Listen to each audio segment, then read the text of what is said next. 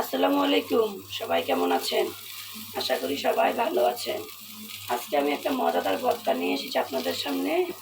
দেখুন, ফেলে দেওয়া জিনিস দিয়ে আজকে মজাদার ভর্তা তৈরি করে ফেললাম। যেমন সবসময় সবাই কিন্তু পটলের ছিলাগুলা ছিলে ফেলে দেয়। আজকে আমি এই পটলের ছিলাগুলা দিয়েই এই মজার ভর্তাটা তৈরি করে নিয়েছি। পটলের ছিলাগুলোকে ছিলে ভালোভাবে পরিষ্কার করে ধুয়ে নিয়েছি, নিয়ে এবং এটাকে ভাপে সিদ্ধ করে নিয়ে ব্লেন্ডার করে নিয়েছি।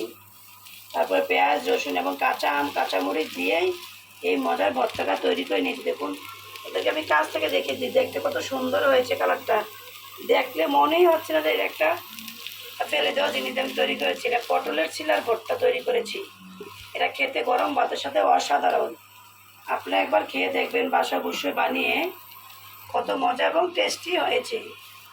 পটলের ছিলা সবসময় ফেলে দেয়, কিন্তু ছিলার ভিতরে প্রচুর পরিমাণে ভিটামিন আছে। তাই আজকে আমি এই পটলের ছিলার ভর্তাটা আমি বানিয়ে নিলাম। আমি আরেকবার খেয়েছিলাম, অনেক মজা হয়েছে। তাই আজকে আমি আপনাদের সামনে দেখিয়ে দিলাম আপনাদেরকে যে এখন কাঁচা বাজারের যে দাম বেড়েছে, চাই এই জিনিসগুলো না ফেলে দিয়েই আইডিয়া বুদ্ধি নতুন কাজে লাগিয়ে এই মজার ভর্তাটা তৈরি করে নিলাম আমি। ছিলাটাকে ধুয়ে পরিষ্কার করে সিদ্ধ করে ব্লেন্ডার করে নিয়েছি এবং পেঁয়াজ রসুন দিয়ে এবং সাথে কাঁচা আম দিয়েছি।